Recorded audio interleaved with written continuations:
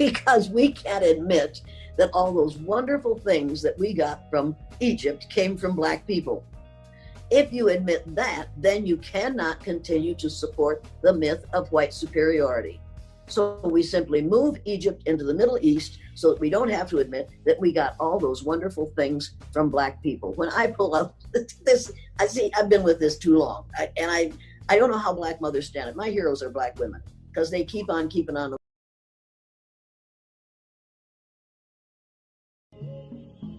And all of their carvings of themselves, they paint their skins dark brown or black. They have white paint, red paint, yellow paint, but they paint themselves blacks. How anyone in the world, with so much information available for the public to see, can even be under any illusions that the Egyptian was even light-skinned? Just when you look at climate and weather, if you go to Egypt, you will notice that the weather is quite hot. And you will notice that it is almost impossible to be able to be outside dressed the way the carvings on the walls are as it relates to the people. Because you would get melanoma before we even knew melanoma existed. So they could not have been depigmented or less pigmented. They had to have been heavily pigmented.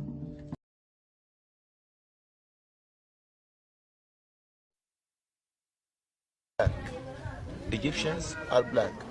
The real Egyptians are black because the real Egyptians, they are real Africans.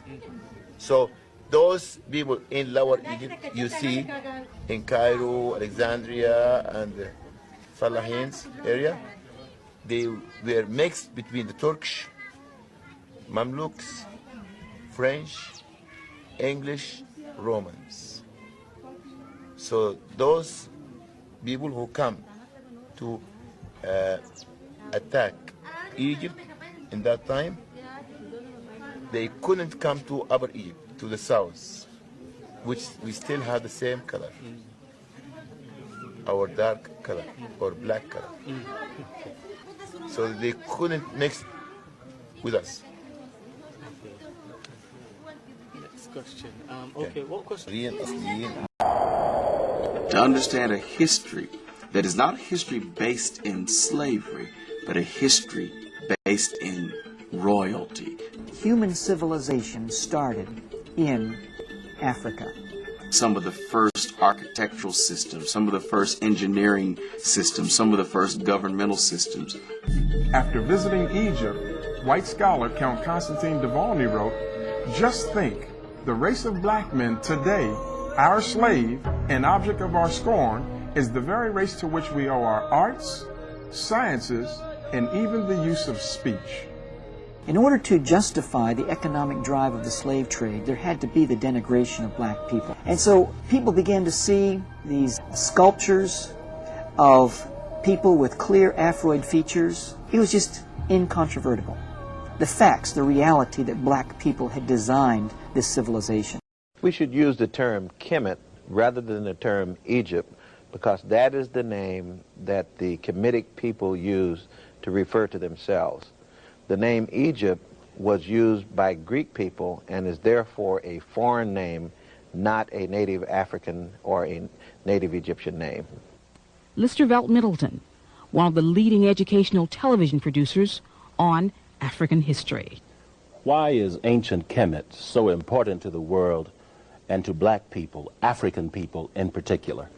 Ancient Kemet is important because it's humankind's oldest civilization. It's the development of the best effort of a group of people to organize themselves.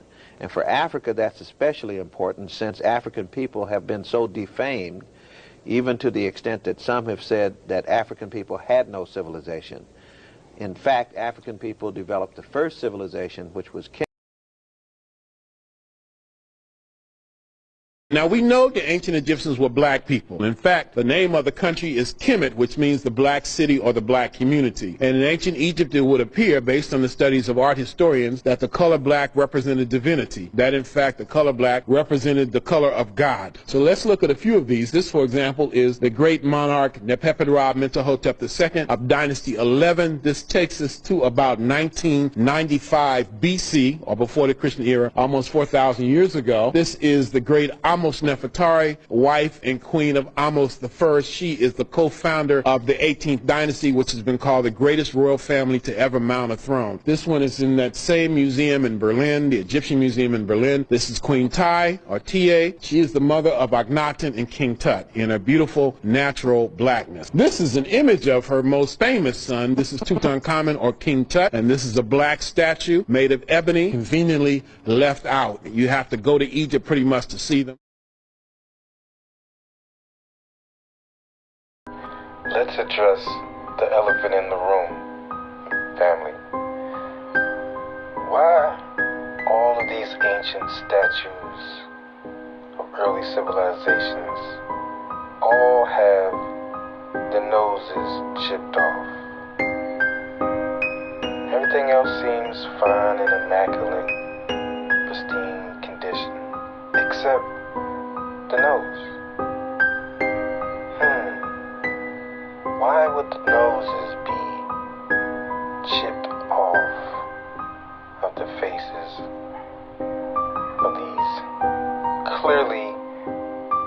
Behold, I will make them of the synagogue of Satan, who say they are Jews, and are not, but do lie, but behold. I will make them to come and worship at thy feet, and to know that I have loved thee.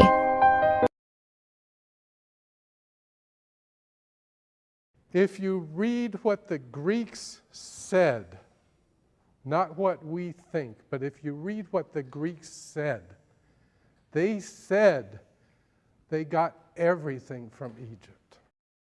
They got all their knowledge from Egypt. Pythagoras spent 15 years in Egypt, and what did he have to do? He probably had to spend 5 years convincing them that he was worthy to get the knowledge that they had. Remember, knowledge was power. Knowledge was sacred. Knowledge was something you just didn't publish in the newspapers. Knowledge was guarded very closely because it was of tremendous value. You wouldn't give it to anybody. You would give it to somebody who was willing to shave his head and be a penitent for 5 years, and then you might start to tell him things. Okay? And the Greeks did this. Pythagoras did this. Other Greeks did this. And they said that they got all their knowledge from the Egyptians. Now, when did we come up with the idea that the Greeks created everything from scratch? Well, believe it or not, it happened in the 18th and 19th century. And it's an unfortunate fact of life that Romanticism, which has many great things about it, also has a dark side, which has to do with racism. And in the 18th and 19th century, it was decided that it was just not appropriate for all this knowledge to come from an African country. Where would that knowledge, if it survived to the time of the Roman Empire, where would it have been kept? Yes. In Alexandria, in the museum, the library at Alexandria. And what happened to the library? It was burned. You won't believe the truth that Hollywood exposed in this show as comedy. When man arrived on Earth, the black gods did leave their spacecraft, and they walked, and they named the beast of the sea and the animals of the land. Heavens. And man in his blackness did walk the earth, making medicine. Medicine? They discovered type. These were all black people got down.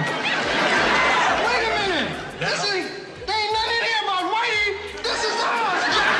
Wait till the brothers hear this. Tuna. I'm gonna get this book out of here, baby.